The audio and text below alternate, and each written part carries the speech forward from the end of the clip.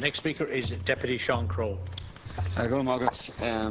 I don't have a written speech. I was listening to I was listening to the Minister's speech, and I was listening to some of the other speakers in relation to this matter. The Minister's saying that, you know, he's not for turn in relation to this issue. That if there's a problem there, there's legislation to cover it in relation to it. Our information is the opposite to the Minister. So you're saying that Gardaí are saying that, oh, they don't recommend this approach. I'd like if you could put on the record who the Gardaí, at what level, are actually saying this. Because there's clearly a disconnect between the Gardaí that are giving us the information on the ground in those areas at superintendent rank, and the ones that are informing the Minister and his officials. Do we accept that there's a problem, Minister? I think everyone in this House, if they go into these areas, would realise that there's a problem there. The Minister is suggesting that there's already legislation in place. I'm sure there's legislation that could be approached. Some speakers talked in terms of the noise element. Anyone goes in, you know, if you go into, unfortunately, many of the areas that I represent, you go in there on a Sunday morning, on the green space, on the parks, and you will hear boom, boom, boom, boom, boom, boom, all day long. All day long. Sometimes it starts about 7 in the morning. Deputy Angus O'Snoddick talked in terms of it could go on all night. Are we going to do them under the noise legislation? Is that the suggestion? Is that the suggestion that's coming from the officials from the department in relation to this?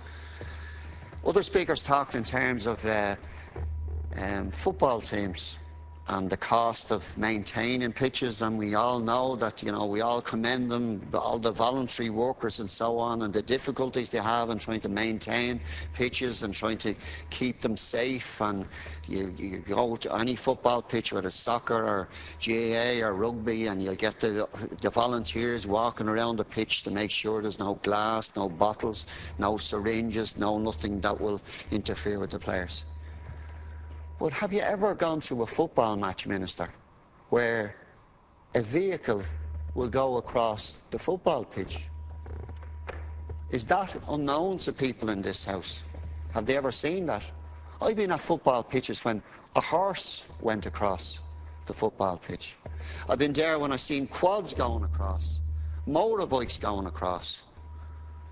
And, you know, people say, well, you know, what's the response? What do you do in a situation where there's these vehicles going up day and night, day and night? Well, what most people do is they pick up the phone to the Garda station. That's what we tell people to do. Well, I'm going around knocking on doors at the moment, and people say, well, there's a problem here in relation to green space. Johnny so-and-so has a moped or a motorbike, and they're going up and down the green space day and night. What do you suggest I do, Minister? I tell them to ring the guards. So they ring the guards, and the guards come down, and unfortunately, because of the legislation the way it is at the moment, and what they're saying to us is that they can't seize the vehicle. So what do? You let them continue? Do you wait for them to come off the green space and arrest them on the road? So what we have is a situation where we're going to get a Garda vehicle, has to be more than one, because they're going to have to catch the individual, particularly if there's a difficulty if he's on a motorbike. So the guards are going to sit around the park all day on the hope that they will get this person, this individual, leaving the park, and they might be able to do them under criminal damage. Maybe that's probably another notion there in relation to, or maybe we can get them done. Maybe we could do them under the Wildlife Act or something like that. You know that oh, they're interfering with wildlife, so the noise must be affecting the breeding season of the local ducks or something like that. So maybe we could do them under the Wildlife Act. Is that what you're suggesting? Because, you know, again, like others, I sat on local policing forums, and we've talked about the problem of motorbikes or quads or something like that in relation to. Now, when I sat down on my own local forum in Tallaght, we talked in terms of the problem with motorbikes. And what I was told by the local superintendent at the time was that they were going to upskill and train a unit that was going to deal with these individuals, and that was going to be the response, and they would be able to go into the parks and arrest the individuals on these bikes, because it's not that easy, because many of the parks don't have fencing around us, so they can come in at different angles and so on and get away just as easy in relation to it. So when my local GAA club rings me and says, is there anything you can do in relation to these mopeds or quads or whatever else that's driving across and destroying it, I'll say, well, there's legislation already there. You know, the guards can respond to this. Well, when they ring the Garda station, they say, well, we can't do it because we don't have the powers to seize these vehicles. So what are we waiting on them to come back on the roads or wherever else, if that's the solution that you're saying. Now, I believe that parks should be inclusive spaces for everyone. And again, I don't think there's going to be anyone in this house that will disagree with this. But if you're a young mother or a young father going along a park with your child in their pram, are you going to be going into a park where there's motorbikes and quads and other vehicles going up and down in relation to it? You're certainly not. So it means that those families can't enjoy the services or the playgrounds or whatever that in relation to that. So again, what do we say to those families? That it's an exclusive space for these individuals.